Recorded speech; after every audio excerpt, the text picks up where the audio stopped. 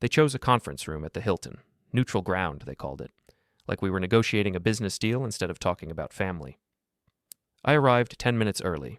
Old habit. The kind of thing people mistake for weakness when really it's just discipline. The room smelled like stale coffee and industrial carpet cleaner. Gray walls, gray table, windows overlooking a parking lot where someone was struggling to parallel park a BMW. My son walked in first. Tyler, 32 years old, wearing a suit that cost more than my first car. His wife Amy followed 2 steps behind, carrying a leather portfolio like she was his assistant. She'd always been the one whispering in his ear, the one who tallied up what people were worth. Dad. Tyler nodded. Didn't shake my hand, just pulled out a chair and sat down. Tyler. Amy gave me a thin smile, the kind that doesn't reach the eyes. Richard, thanks for coming.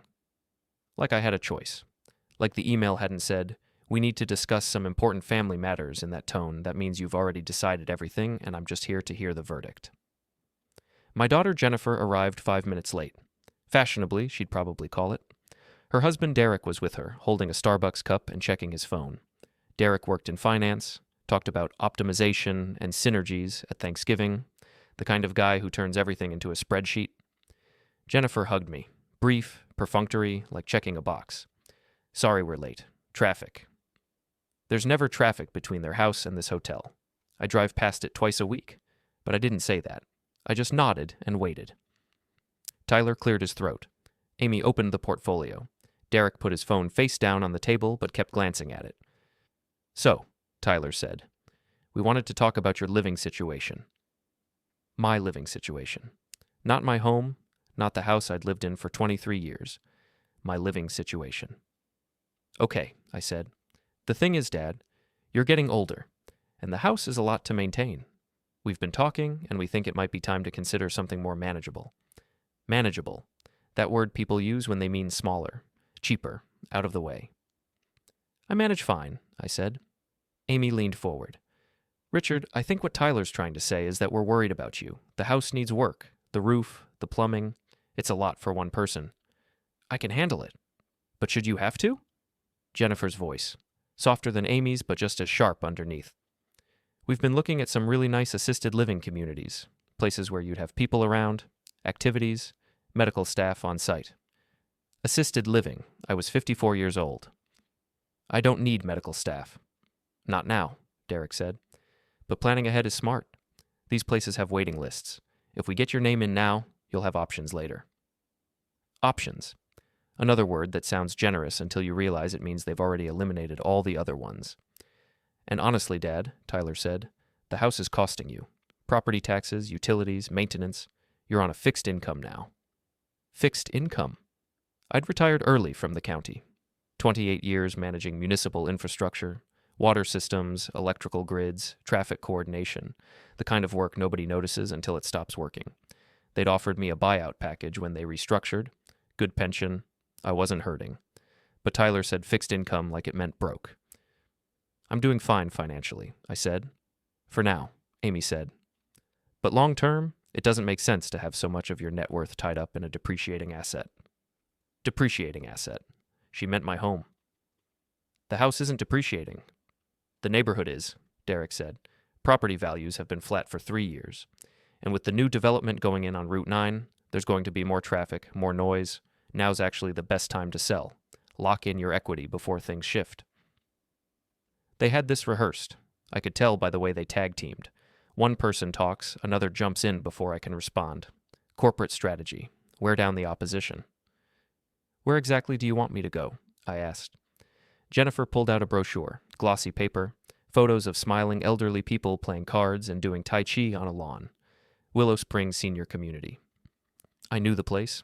It was 40 minutes away. Studio apartments, shared dining hall. It's really nice, Dad. We took a tour last week. The staff is wonderful, and they have different levels of care, so if you ever need more help, you're already in the system. If you ever need more help. I was 54. I ran 5 miles 3 times a week. This is for people in their 70s, I said. They accept residents starting at 55, Amy said. You'd be grandfathered in early. Actually, that's an advantage. You'd have more independence than most residents. Independence. In a place where they monitored when you took your meals and had curfews for guests. I looked at Tyler. This is what you want? He didn't meet my eyes. It's not about what I want, Dad. It's about what makes sense. You're alone in that house. If something happened, if you fell or had a medical emergency, no one would know for hours. I have a phone. And you don't always answer it, Jennifer said. We worry. They didn't worry. They wanted the house. Or more accurately, they wanted the money from selling the house. I could see it in Derek's spreadsheet eyes and Amy's calculator smile. The house was worth about $400,000. Not a fortune, but enough to matter, especially split 4 ways after I died. And the longer I lived there, the longer they had to wait. I'm not moving, I said. The room got quiet. Tyler shifted in his chair. Amy's smile went rigid. Jennifer looked at Derek, who looked at his phone. Dad, Tyler said, be reasonable. I am being reasonable. You're asking me to leave my home and move into a facility for senior citizens when I'm 54 years old and in perfect health. That's not reasonable. That's you trying to manage me like I'm a problem to be solved. That's not fair, Jennifer said. Isn't it? Amy closed her portfolio. The sound was sharp in the quiet room. Richard, I think you're being emotional about this. We're trying to help. I don't need help. Everyone needs help, she said. And frankly, you're not getting any younger. Tyler and Jennifer have lives, families. They can't drop everything every time you need something. I don't ask them to drop anything. Not yet, Derek said. But eventually you will. And when that happens, it's going to impact their schedules, their work, their own kids. This is about being realistic about the future. Their own kids. Tyler had 2 sons. Jennifer had 1 daughter. I saw them maybe twice a year, birthdays and Christmas, and even then it was rushed. But apparently I was going to be a burden on their schedules. Let me get this straight, I said. You want me to sell my house, move into assisted living, and do it now so that someday in the theoretical future you won't be inconvenienced. You're twisting our words, Jennifer said. Am I? Tyler stood up. You know what, Dad? We're trying to have an adult conversation here, and you're being defensive and stubborn. We're not the bad guys. We're your kids. Well, we care about you. Jesus Christ. Tyler ran his hand through his hair. This is exactly why we can't talk to you. You take everything personally. It is personal. You're talking about my life. And we're talking about our lives too, Amy said. Her voice was colder now. Tyler spent last weekend driving to your house to help fix your fence. That's 6 hours of his weekend gone. Derek's been managing your investment accounts for free. Jennifer calls you twice a week to make sure you're okay. We're already helping, Richard. We're just asking you to meet us halfway. The fence. I'd had a section blow down in a storm. Tyler had come over with his power tools and his size. Made it clear the whole time that this was an imposition, that he had better things to do. I didn't ask Tyler to fix the fence. He offered. Because someone had to do it, Tyler said. You weren't going to hire anyone. You were just going to let it sit there and rot. I was going to fix it myself. You're 54 years old, Dad. You shouldn't be doing manual labor. Why not? Because you could hurt yourself. Because it's not worth the risk. Because there are people who do this professionally. People who cost money. Money they were counting. Money they wanted in their pockets instead of going to contractors. I looked at each of them. My son, who'd stopped calling unless he needed something. My daughter, whose visits felt like inspections. Their spouses, who'd never liked me but smiled at holidays and calculated behind my back. Okay, I said. They all looked at me, surprised, suspicious. Okay, Jennifer said. You're right. I'm a burden. I'm taking up space and time and resources that could be better used elsewhere. I hear you. Amy's smile came back. Richard, that's not what we're saying. No, it's fine. I understand. You have your lives, your priorities. I'm in the way. Dad, don't be dramatic, Tyler said. I'm not being dramatic. I'm agreeing with you. You've made a compelling case. I should be more mindful of how my choices affect you. They looked at each other, trying to figure out if this was a trap, if I was being sarcastic. I wasn't, at least not outwardly. So, you'll consider Willow Springs? Jennifer asked. I'll consider my options. And the house? I'll think about it. Derek checked his watch. We should probably wrap up. I have a call at 3. Sure, I said. Thanks for your time. I stood up, shook hands. Tyler clapped my shoulder. Jennifer hugged me again, longer this time, relieved, like she'd just finished something difficult and could cross it off her list. Amy walked me to the elevator. I know this is hard, Richard. Change always is. But you're doing the right thing. Yeah, I said. The elevator doors closed. I watched her walk back to the conference room through the narrowing gap, She was already on her phone. I drove home in silence, took the long way, past the park where I used to take Tyler and Jennifer when they were kids, past the grocery store where I still shopped every Tuesday, past the library where I'd help them with homework and science projects and college applications. My house looked the same as always. Blue siding, white trim, the fence Tyler had fixed, the lawn I'd mowed 2 days ago. I parked in the driveway, sat there for a while, watching the sun drop behind the neighbor's oak tree. Burden. The word kept circling. Burden. Like I was a weight around their necks. Something to be managed, disposed of. Put somewhere out of sight where they didn't have to think about me until it was time to make decisions about life support and funeral arrangements. I went inside, made coffee, sat at the kitchen table with a notepad, started making a list. Not a list of hurt feelings or grievances. Not a list of everything I'd done for them over the years. That was pointless. They didn't remember or didn't care. A list of dependencies. Places where my name existed. Systems that ran through me. Things they'd never thought to ask about because they'd never had to think about them. It was a long list. By the time I finished, the coffee was cold and the sun was gone. I sat in the dark kitchen, looking at everything I'd written. They'd called me a burden. Fine. I'd show them what it was like when the burden was gone. Before we continue, hit the hype button, subscribe, and like the video to help the channel grow. Tell us which city you are from in the comments, and we'd love to get to know our audience better. I didn't sleep that night, not because I was angry. Anger burns hot and fast and leaves you empty. This was colder, clearer. I kept thinking about the word burden, how casually Amy had said it, how none of them had disagreed, like it was just an obvious fact that we all accepted. I'd spent 32 years being a father, feeding them, clothing them, driving them everywhere they needed to go. Paid for Tyler's college when he lost his scholarship junior year. Paid for Jennifer's wedding when Derek's parents conveniently forgot to cover their half. Paid for the down payment on Tyler's first house when the market was tight. But I was the burden. I made a fresh pot of coffee around 4 a.m., stood at the kitchen window watching the streetlights flicker. The Hendersons' porch light was on, and they always left it on because Mrs. Henderson was afraid of the dark. I'd helped install that light 15 years ago. Ran the wiring myself. The Kowalski's sprinkler system came on at 4:30, right on schedule. I'd helped Joe set up the timer, showed him how to adjust it for different seasons. The neighborhood was full of things I'd done. Little fixes, small helps, the kind of things you do because you know how and because someone needs it done. Nobody had called me a burden then. I pulled out my list from last night. 17 items, 17 places where my name existed as owner, co-signer, guarantor, or primary account holder. Tyler's business loan. I was the co-signer. The bank had required it because his credit wasn't strong enough on its own. 5 years ago. He'd sworn he'd refinance me off the loan once the business was established. Never did. Jennifer's house. I was on the title. Derek hadn't qualified for the mortgage they wanted without another name on the deed. She'd promised it was temporary, just until they built more equity. The family storage unit. In my name.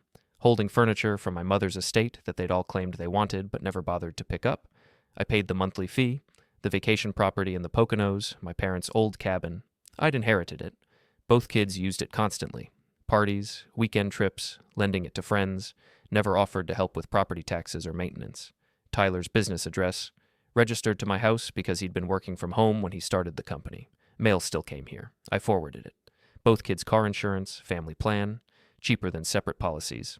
I paid the premium. They reimbursed me when they remembered. Tyler was 4 months behind. The list went on. Phone plan, streaming services, security deposits for apartments they'd lived in during college that never got returned because the landlord sent the checks to my address and I'd endorsed them over. Little things. The kind of things that accumulate over years of being a parent, of being there when they needed something, of saying yes because you love them and because making their lives easier seemed like what you were supposed to do. I'd never thought of it as leverage. It was just life, just family. But if I was a burden, if I was in the way, if they wanted me managed and moved and put somewhere convenient, then maybe they needed to understand what it was like when I wasn't there anymore. I didn't need to hurt them. I just needed to step back, remove myself from the equation, let them figure out their own lives the way they clearly thought I should be figuring out mine. I took a shower, shaved, put on clean clothes, normal Thursday. Nobody would suspect anything. First stop was the bank. The real estate office was small, local agency, hand-painted sign, the kind of place that still had photos of listings in the window instead of just a website. A bell rang when I walked in. The agent looked up from her desk. 50s, blonde hair with dark roots. Too much jewelry. Smile lines around her eyes. Hi there, I'm Barbara Hines. How can I help you? I need to list a property. Wonderful. Are you selling or buying? Selling. She grabbed a folder and a pen. Let's get some information. Where's the property? Lake Harmony area. 3 acres, cabin, 2-bedroom, 1 bath, lakefront access. Her eyes lit up. Oh, those are popular? The market's really good right now for vacation properties. Do you have the address? I gave it to her. She typed it into her computer, pulled up the tax records. Oh, this is a nice piece. Your family's owned it a long time. My father built it. That's special. These places have history. Buyers love that. How fast can you list it? She blinked. Well, I'd want to do a walkthrough first. Take photos. We'd need to assess condition, figure out pricing. Usually takes a week or 2 to get everything together. I need it listed by Monday. That's pretty fast. I mean, we can do it, but the photos won't be professional. We'd have to use what we can get, and I haven't even seen inside. The inside is fine. Needs cosmetic work, but it's structurally sound. No major issues. I'll send you photos this weekend. Okay. She was writing fast now. What's your target price? What do you think it'll get? Based on recent comps, probably between 210 and 230. Depends on condition and how motivated you are. Listed at 195. She stopped writing. That's under market. I know. You could probably get more if you're patient. I don't want to be patient. I want it sold. Barbara studied me. Is everything okay? I mean, this feels rushed. Everything's fine. I'm simplifying. That word again. The one everyone used. Simplifying. Like life was a closet you could organize. All right, she said slowly. I'll draw up the listing agreement. You can sign today, and I'll get it posted by Monday. But you should know, pricing it low might make people think something's wrong with it. Or it'll make them think they're getting a deal. That's true. She printed the contract. I read through it. Standard stuff. 6% commission, 90-day listing. I signed. Do you have a lawyer? She asked. For the closing? I'll get one. And you'll need to notify anyone with an interest in the property. There's no mortgage. I own it outright. I meant family. Sometimes these places get passed down with informal agreements. You want to make sure everyone's on the same page. I almost laughed. Same page. We were reading different books. I'll handle it, I said. Great. I'll be in touch. I left. Got back in the truck. My phone had 3 missed calls. Tyler twice. Jennifer once. I didn't call back. Not yet. The drive home took longer. Traffic. Accident near the exit. I sat in the jam listening to talk radio. Some host ranting about taxes. People calling in, angry about things they couldn't control. I turned it off. Drove in silence. By the time I got home, it was after 7. Dark. The porch light was on. I'd forgotten to turn it off that morning. Inside, the house was quiet. Cold. I turned up the heat, made dinner, pasta, red sauce from a jar, ate standing at the counter. My phone rang. Tyler again. I answered. Hello? Jesus, Dad, I've been calling you all day. Where have you been? Out. Out where? Running errands. What kind of errands? Tyler, is there something you need? He paused. I could hear him breathing, deciding how to play this. I got a weird call from the bank. They said you're trying to remove yourself as co-signer from my business loan. That's correct. Why the hell would you do that? Because I'm simplifying my financial commitments. Simplifying? Dad, that loan needs a co-signer. If you pull out, they're going to call it. I'll have to come up with $240,000 in 30 days. Then you should probably start working on that. Silence. Long enough that I thought he'd hung up. Are you serious right now? His voice was tight, angry. You're screwing me because you're pissed about yesterday? I'm not screwing you. I'm removing my name from your loan. You're a successful businessman. You don't need your father co-signing for you. The hell I don't. The bank won't refinance without someone guaranteeing it. My business is solid, but the revenue's not consistent enough for them. Then maybe you need a different bank. There is no different bank, Dad. We've tried. This is the only loan we could get. That sounds like a problem. It's my problem because you're making it my problem. No, Tyler, it's your problem because it's your business. I'm just declining to be responsible for it anymore. You can't do this. Actually, I can. I already did. He was breathing harder now. I could picture him, pacing, running his hands through his hair, the way he did when things didn't go his way. This is because of yesterday, Because we want you to think about moving. You're throwing a tantrum like a child. I'm not throwing anything. I'm agreeing with you. You said I need to be more mindful of my commitments, that I'm a burden, so I'm reducing the burden. We never said you're a burden. Amy did. Amy was talking about the house, about practical considerations. She said I was a weight around your necks, that I take up your time and energy, that my choices impact your lives. She's right, so I'm making different choices. By sabotaging my business, by removing myself from your business. There's a difference. Another silence. Then, Mom would be ashamed of you. That stopped me. The air went out of my lungs.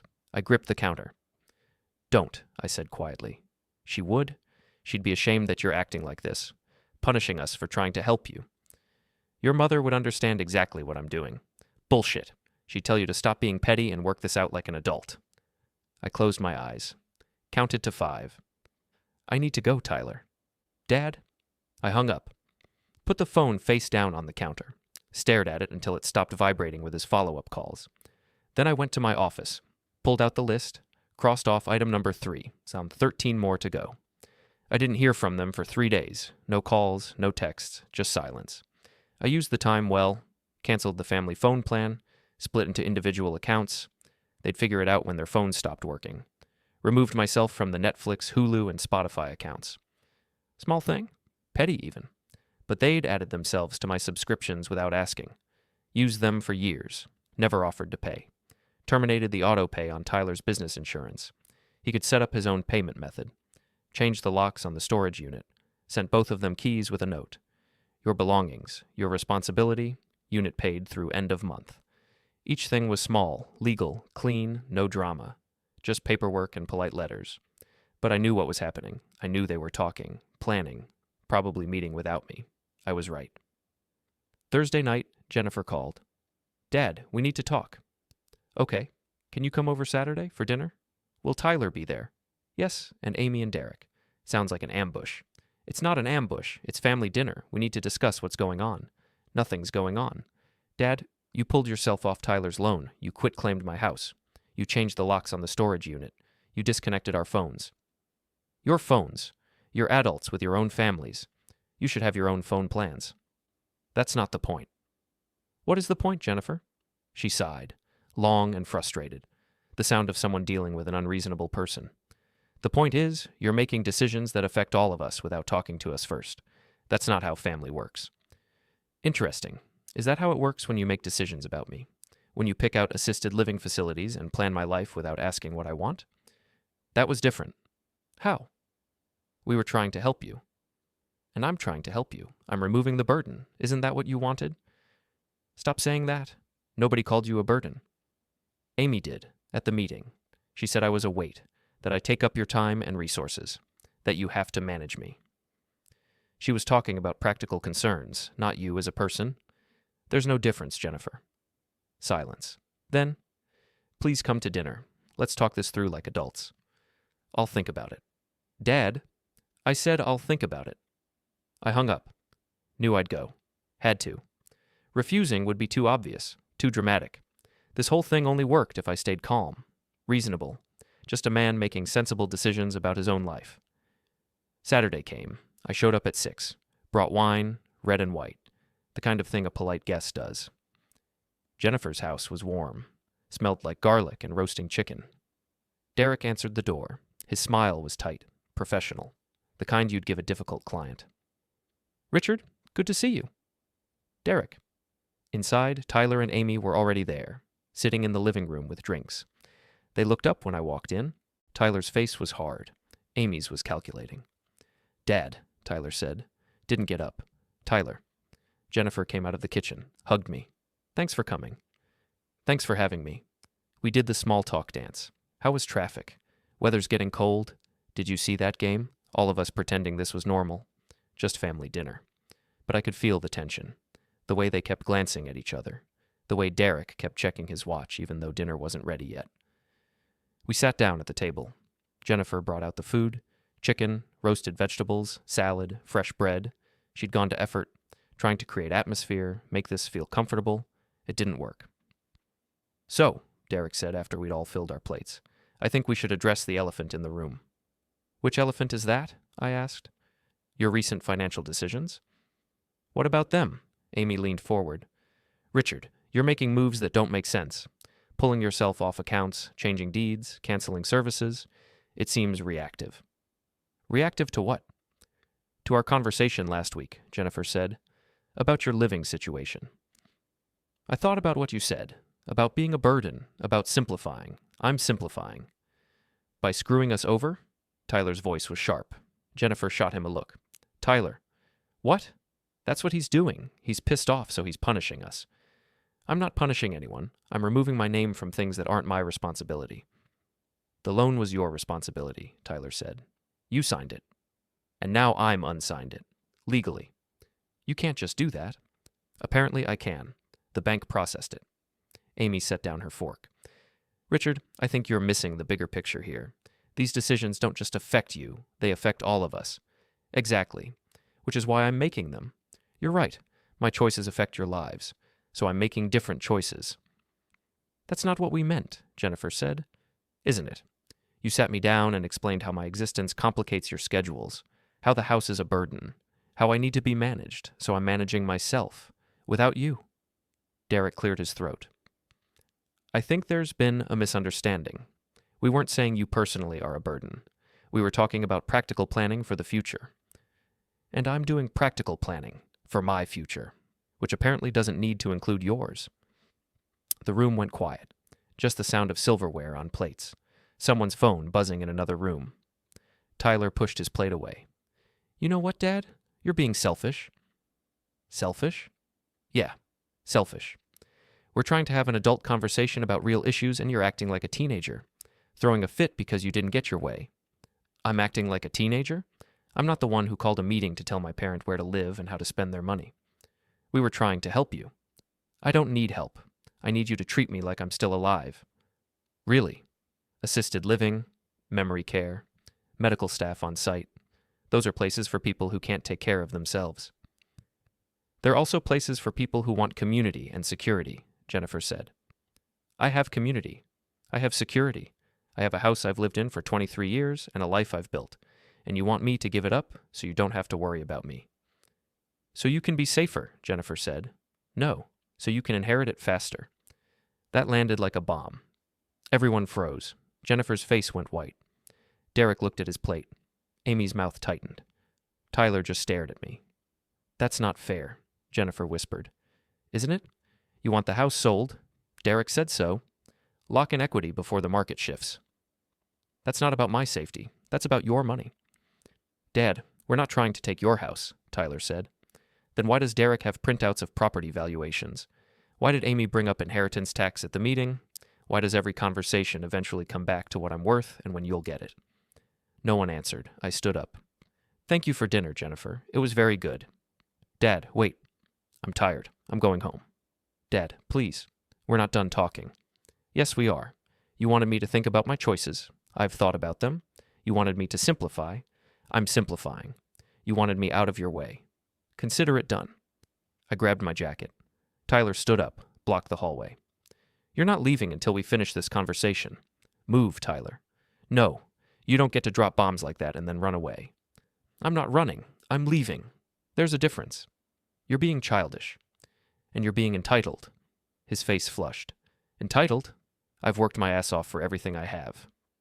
Except the loan I co-signed, and the down payment I gave you, and the business address registered to my house. Yeah, all you, Tyler. I would have figured it out without you. Then figure this out without me, too. I stepped around him. He grabbed my arm. Not hard, just enough to stop me. Don't walk away from me. I looked down at his hand, then up at his face. Very calm, very quiet. Let go. Something in my voice made him hesitate, made him see something he hadn't seen before, that I wasn't the same person who'd sat quietly while they explained where I should live. He let go, I walked out, got in my truck, drove home. My phone started ringing before I hit the main road. Jennifer, then Tyler, then Derek, then Amy. I didn't answer, just drove, windows down, cold air, clear sky. At home, I made tea, sat in the dark living room, thinking. They still didn't understand. They thought this was anger, revenge, punishment. It wasn't. It was just removal, subtraction, taking myself out of the equation like they'd asked. But they were starting to feel it. The absence, the missing pieces. Good. The call came Monday morning, 7:45. I was drinking coffee and reading the news. My phone lit up. Number I didn't recognize. Local area code. I answered. Hello. Mr. Fletcher, this is Hannah Sterling from Pearson Associates. We're the accounting firm handling Fletcher Logistics Solutions. Tyler's accountant. Okay. I'm calling regarding some irregularities in the business insurance account. The premium payment was returned for insufficient funds. When I looked into it, I found that the auto pay had been terminated. That's correct. I terminated it. I see. The issue is that the business insurance was set up under your payment authorization. When you removed that authorization, the payment bounced. Tyler can set up his own payment authorization. Of course. But the policy lapsed as of last Friday. The business is currently uninsured. That sounds like something Tyler should handle. Silence. Professional. Careful. Mr. Fletcher, I don't mean to pry, but is there a family situation I should be aware of? This kind of sudden change can indicate financial distress or fraud concerns. There's no fraud. I'm simply removing myself from accounts that aren't my responsibility. Understood. I'll let Tyler know. But you should be aware that several vendors are also reporting payment issues, payments that were scheduled through accounts you controlled. Those accounts are closed now. Yes, I can see that. It's creating some complications. I'm sure Tyler can sort it out. Another pause. All right. Thank you for your time. She hung up. I finished my coffee, waited. Tyler called 20 minutes later. What the hell, Dad? My insurance elapsed. I have equipment on job sites, trucks on the road, and no coverage. Do you have any idea what kind of liability that is? Then you should probably get insurance. I have insurance. I had insurance until you pulled the payment. I didn't pull anything. I stopped authorizing charges to my account for your business expenses. This isn't funny. I'm not laughing. The state requires insurance for commercial operations. If they find out I'm operating without coverage, they can shut me down. Better fix it fast then. It takes time to set up new payment systems. I need at least a week. Then I suggest you hurry. Dad, I swear to God. I hung up, put the phone on silent, went for a run. 5 miles, same route I always took. Through the neighborhood, past the elementary school, around the lake, back home. The morning was cold, leaves on the ground, frost on parked cars. I felt good, clear, stronger than I had in months. When I got back, I had 17 missed calls and 12 text messages, all from Tyler and Jennifer, a few from Derek and Amy.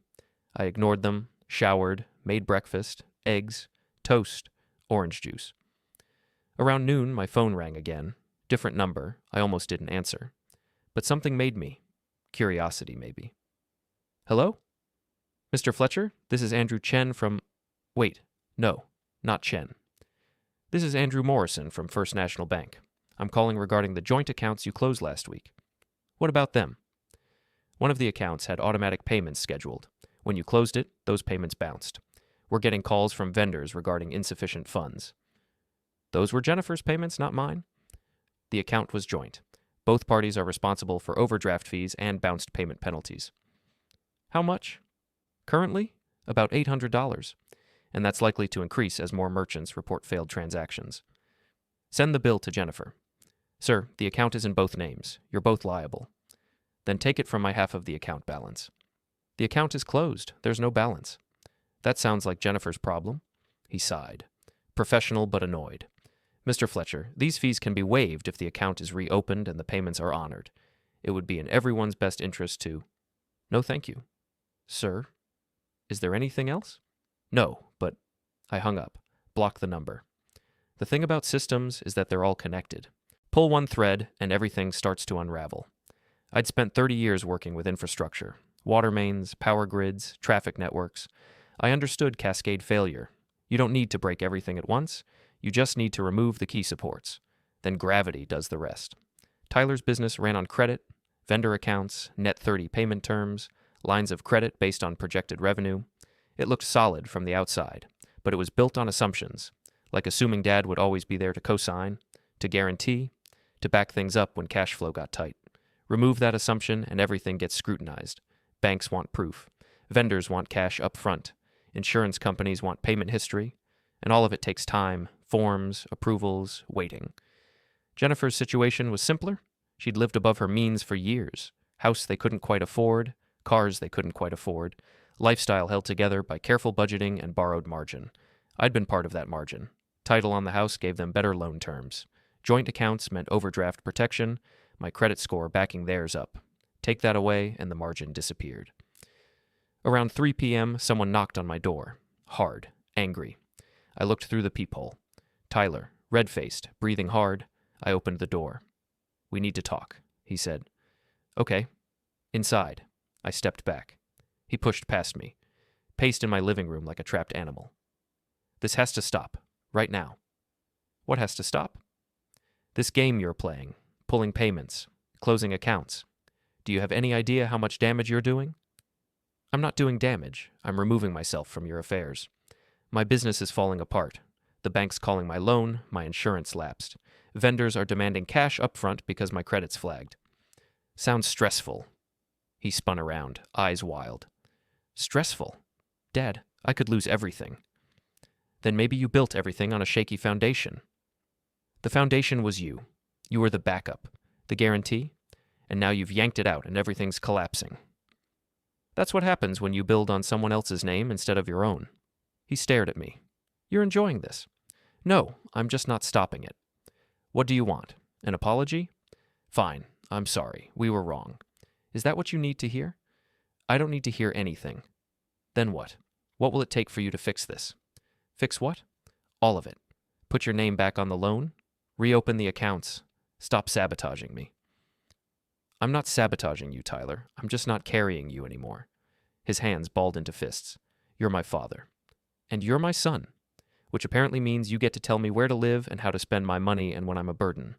But it doesn't mean I have to keep propping up your life when you've made it clear mine is in your way." "We never said that." "You absolutely said that." He took a step forward. Close, aggressive. "You don't get to do this. You don't get to destroy what I've built because your feelings are hurt." "I'm not destroying anything. I'm just not building it for you anymore." "Same thing." "No, it's not." We stood there, face to face, something crackling in the air between us. Then his phone rang. He looked at it, swore, answered. "What?" "No, I told you the payment's coming. It's a clerical error." Pause. "No, I can't pay that in cash. I don't have $40,000 sitting around." Longer pause. Fine. I'll figure it out." He hung up, looked at me, defeated, angry, scared. "I'm going to lose my business because of you." "No. You're going to lose your business because you built it on borrowed authority. That's not my fault." "It is if you're the one pulling the rug out." "I'm not pulling anything. I'm just stepping off the rug. What happens after that is gravity." He turned and walked to the door. Stopped, hand on the knob. "Mom would hate you for this," he said quietly. "Your mother understood the difference between helping and enabling." He left, slammed the door hard enough to rattle the windows. I stood there for a long time, just breathing, feeling my heart pound. Then I went to my office, crossed off 3 more items, 10 to go. The property listing went live. Tuesday morning, Barbara called to let me know. "Got some interest already," she said. 3 inquiries in the first hour. People love lakefront. "Good. One couple wants to see it this weekend. Should I schedule a showing?" "I won't be there. Give them the lockbox code." "Are you sure? Sellers usually—" "I'm sure." "Okay, I'll handle it." I knew what would happen next. Someone would see the listing. Someone who knew Tyler or Jennifer. Someone who'd ask questions. I was right. Jennifer called Thursday. "Dad, why is the cabin listed for sale?" "Because I'm selling it." "You can't sell it. That's our family cabin." "It's my cabin. Dad left it to me. I'm selling it."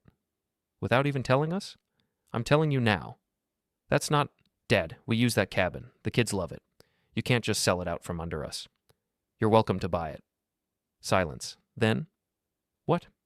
If you want the cabin, make an offer. I'll consider it." "We can't afford a $200,000 cabin right now." "Then you can't afford to keep it." "This is insane. That cabin's been in our family for 40 years. And now it's being sold. Market's good. Barbara says it'll move fast." "Who's Barbara?" "My realtor." "Jesus Christ, Dad. What is wrong with you?" "Nothing's wrong with me. I'm simplifying my assets like you suggested." "We never suggested you sell the cabin." You suggested I liquidate property I'm not using. The cabin qualifies. We meant your house. I'm still living in my house. I'm not living in the cabin, so it's getting sold. I could hear her breathing, fast, angry. Derek wants to talk to you. I don't want to talk to Derek. Dad? There was fumbling, then Derek's voice. Smooth, controlled, his negotiation voice. Richard, let's take a step back here. I think there's been a miscommunication. No miscommunication. I'm selling the cabin. I understand you're upset about the other day, but this affects the whole family. That property has sentimental value, memories. Then you should have helped maintain it, should have paid taxes, should have asked before you gave the key to your poker buddies and left the place trashed. That was one time, and we apologized. Apology noted. Cabin still for sale. What if we work something out? We could set up a formal ownership arrangement, split the costs, create a schedule. No thank you. Richard, be reasonable. I am being reasonable. I own property I don't use. I'm selling it. That's reasonable. The kids are 32 and 29 years old. They'll survive not having a free vacation house. This is vindictive. No, vindictive would be burning it down. I'm selling it legally, getting market value. That's business, Derek. I thought you'd appreciate that. He made a noise, frustration, anger barely controlled. You're making a mistake. Maybe, but it's my mistake to make. I hung up, felt a headache starting, temple throbbing, pressure behind my eyes, made coffee, sat at the kitchen table, watched the clock. 53 minutes later, Tyler showed up. Didn't knock. Tried to use his key, found out I'd changed the locks, pounded on the door. I opened it. You changed the locks? Yes. Without telling me? It's my house. I don't need to tell you. I have things here, files, mail. Your mail's been forwarded to your business address. Your files are in boxes by the garage. Take them whenever you want. He pushed past me, went to the spare room he'd used as an office when he was starting the business. Empty, walls bare, desk gone. Where's my stuff? Garage. He turned, face red. You went through my office? It's not your office, it's my spare room. Your stuff was taking up space. Some of those files are confidential. They're boxed and labeled, nothing's damaged. That's not the point. What is the point, Tyler? He got close, very close, breathing in my face. The point is, you're burning bridges, destroying relationships. And for what? Because we hurt your feelings? No, because you made it clear I was in the way, so I'm getting out of the way.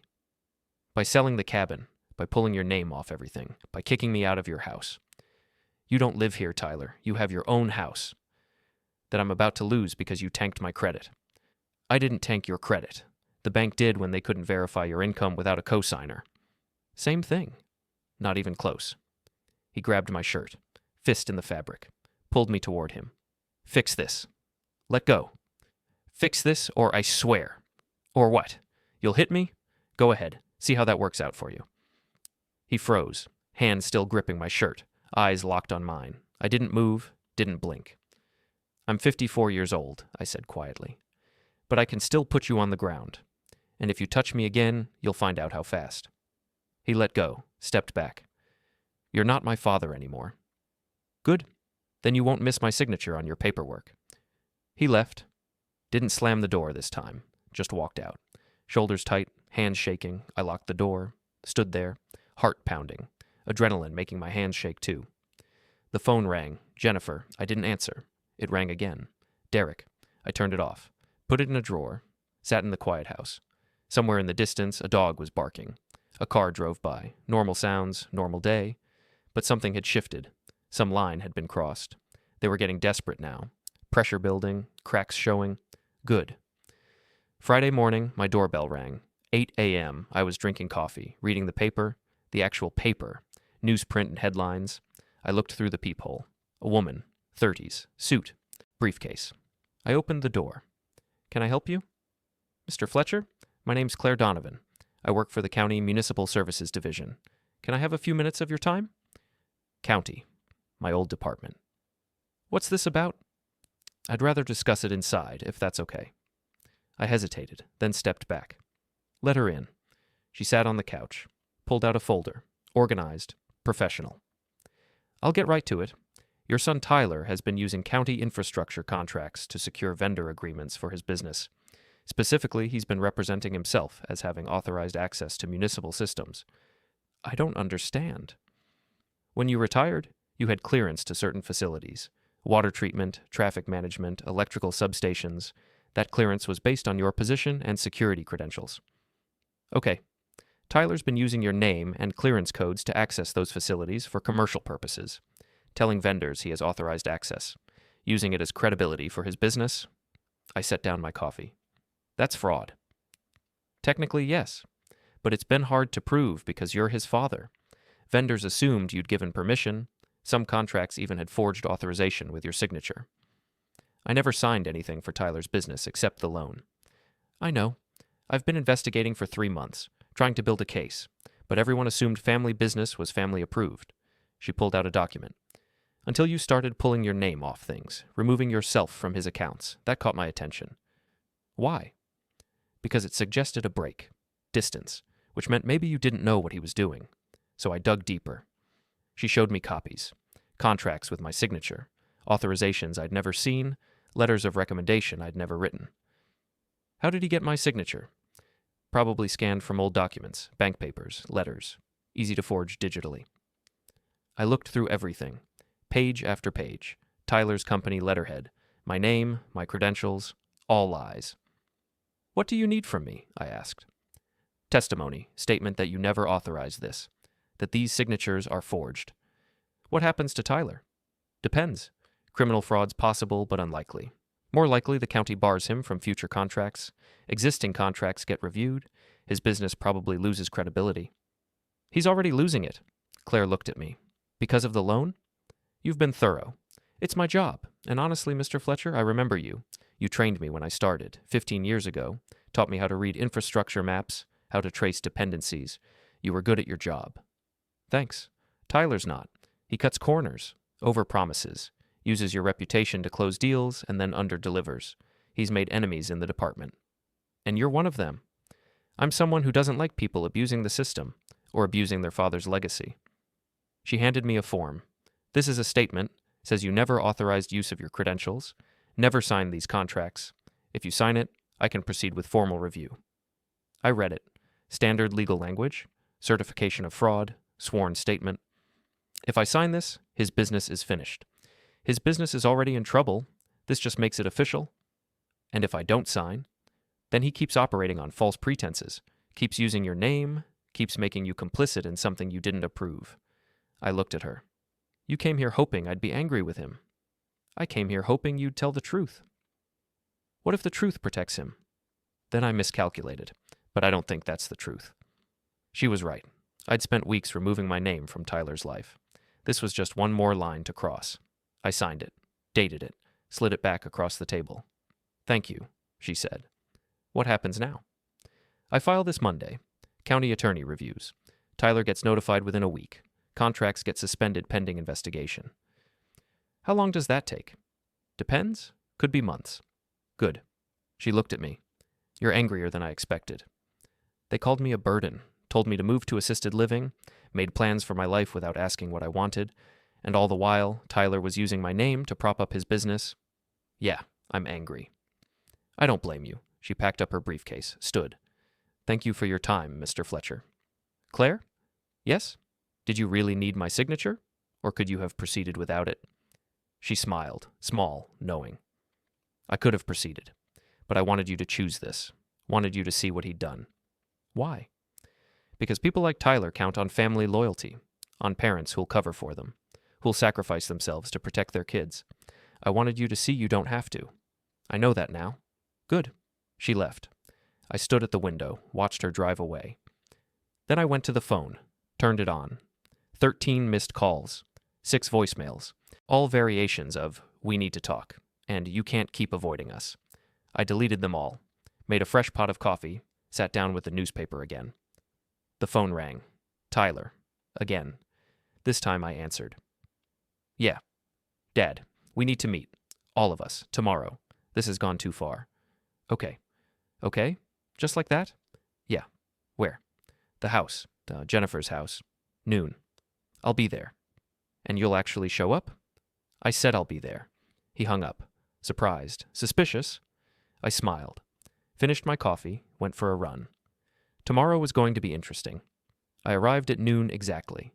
Jennifer's driveway was full, Tyler's truck, Derek's sedan, Amy's SUV, even Jennifer's in-laws' car. They'd brought backup. I parked on the street, walked up, knocked. Derek answered. His face was tight, professional. "Richard, come in." Everyone was in the living room. Tyler and Amy on the couch, Jennifer in the armchair. Her in-laws, Margaret and Tom, by the window. Derek stood by the fireplace. They'd arranged the furniture. Intervention style. One chair facing everyone else. I sat down. "This looks serious," I said. "It is serious," Jennifer said. "Dad, this has to stop." "What has to stop?" "All of it. The cabin sale, the account closures, pulling Tyler's loan. You're tearing this family apart." "I'm not tearing anything apart. I'm removing myself from it. You said I was a burden. I'm fixing that." "We never meant for you to do this," Amy said. "What did you mean?" She didn't answer. Margaret leaned forward. "Tyler's mother-in-law. I'd always liked her. She'd always been kind." "Richard, may I speak?" "Of course." "I think there's been a fundamental miscommunication here. The kids love you. They're worried about you. Maybe they expressed it poorly, but their intentions are good. Their intentions are to sell my house and move me somewhere convenient?" "That's not what they want," Tom said. "They want you safe." "I am safe." "Are you?" Jennifer's eyes were wet. "Dad, you're alone in that house. If something happened, if you fell or got sick, we might not know for days. I'm 54 years old. I'm not falling." "Mom was 52 when she died," Jennifer said quietly. The room went silent. Everyone looking at me, waiting. "Your mother had an aneurysm. There was no warning, no prevention. It just happened." "And you were there," Jennifer said. "You found her. But what if it happens to you and no one's there? Then I guess I'll die alone." She flinched. "How can you say that?" "Because it's possible."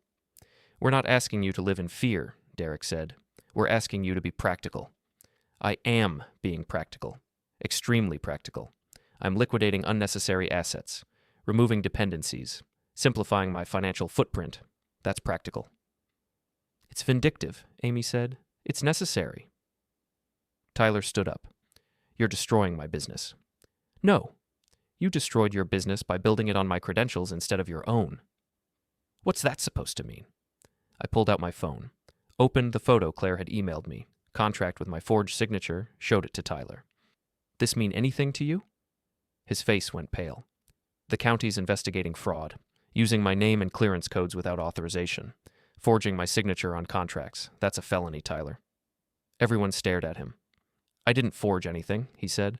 "I just used your credentials because you weren't using them anymore and you thought that made it okay? You were retired. Those codes were going to expire anyway. So you committed fraud because I wasn't using them? I was trying to build something, to provide for my family. By stealing my identity?" Jennifer stood up. "Dad, if you made a mistake." "Mistake?" "Jennifer, this isn't a mistake. This is systematic fraud, using my name to secure contracts, forging my signature, lying to vendors about having my authorization. I never lied. You told county vendors I'd given you clearance. That was a lie." He opened his mouth, closed it. No defense. Amy stood up. "This is all very unfortunate, but family should come first. We should be able to work through this internally without involving attorneys and investigations." "Family came first for 32 years. Where did it get me? A meeting where you called me a burden and planned my life without asking." "We're trying to help you." "No. You're trying to manage me, to control me, to move me somewhere convenient so you don't have to think about me until you're ready to inherit whatever's left." "That's not true," Jennifer said. "Isn't it?" Derek ran numbers on the house. Amy calculated inheritance tax. You researched assisted living with waiting lists, all before talking to me. Silence. Margaret stood up. "I think we should take a break. Emotions are running high." "Emotions are exactly where they should be," I said. "I'm tired of being calm while everyone plans my funeral." "No one's planning your funeral," Tom said. "You're planning everything else." Tyler stepped forward. "Okay, fine. You want honesty? Here it is. You're stubborn, you're difficult, you refuse help. You've spent 2 weeks sabotaging us because your feelings got hurt." "My feelings didn't get hurt, Tyler. My eyes got opened. I finally saw what you actually think of me. A burden, a problem, an asset to be managed. That's not what we think. Then why the meeting? Why the planning? Why didn't you just ask me what I wanted? Because you would have said no. There it was, the truth. So you decided for me. We decided to start a conversation, Jennifer said. No, you decided to present a conclusion. There's a difference. Amy's phone rang. She looked at it, frowned, answered. Hello? Yes, this is she. Pause. What? No, there must be a mistake. Longer pause. I understand. Yes, thank you. She hung up, looked at Tyler. The bank called the loan. They want full payment in 15 days or they're seizing assets. Tyler sat down hard. Jesus Christ. How much? Derek asked. $240,000. Can you get that? Are you kidding? I don't have that kind of cash. Everything's tied up in equipment and receivables. Then sell something. Who's going to buy equipment from a contractor under fraud investigation? Everyone looked at me. Don't, I said. Dad, please, Tyler said. I know you're angry, but this will destroy everything. My company, my house, my kids' future. Your kids are 8 and 10. They'll be fine. No, they won't. If I lose the business, we lose the house. Amy's parents will take them. Should have thought of that before you forged my signature. I was desperate. So am I. Desperate for you to understand that I'm not your backup plan, not your safety net, not your ATM.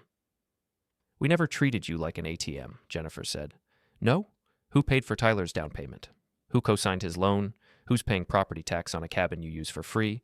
Who's been covering insurance and phone plans and services for 2 grown adults with families of their own? You offered to help, and you took everything without saying thank you. That's not fair. Neither is telling me to move to assisted living at 54 because I'm inconvenient. The doorbell rang. Derek answered it. A woman in a business suit, holding a folder. Derek Austin? Yes? This is notification of contract review for Austin Financial Services.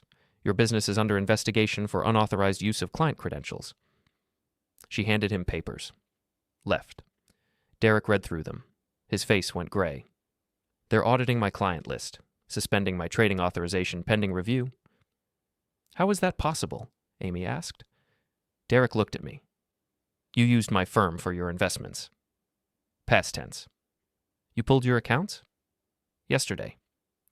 That triggered compliance review. They think I moved your funds improperly. Did you? No, but proving that takes time. Time I don't have with active trades running. Sounds complicated. He crumpled the paper. You orchestrated this. All of it. The timing, the sequence. I just removed my name from things. What happened after that was on you. Tyler stood up, walked toward me, fast, angry. I stood up too, calm, ready. He swung. I blocked, pushed him back.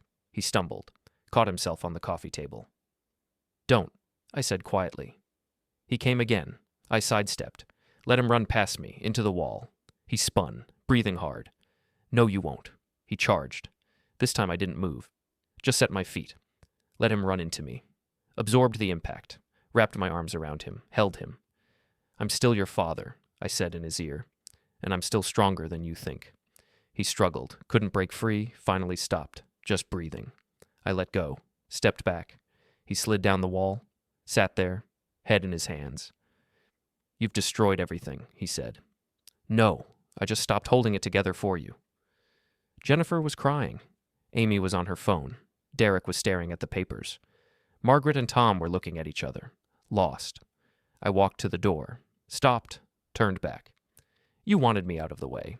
You've got it. From now on, you're on your own. No cosigns, no guarantees, no backup. You build your lives with your own names and your own credit. Dad, Jennifer started. I'm not done. The cabin sells in 3 weeks. Proceeds go to me. My house stays mine until I decide otherwise. And if any of you forge my signature or use my credentials again, I'll press charges. No family loyalty. No second chances. You wanted me managed? You're managed now. I opened the door. The sun was bright. Cold air. Clear sky. Behind me, someone was crying. Someone was yelling. Someone's phone was ringing. I got in my truck, started the engine, drove away, didn't look back. The word burden kept echoing. But it wasn't my weight I was carrying anymore. It was theirs. And I just set it down.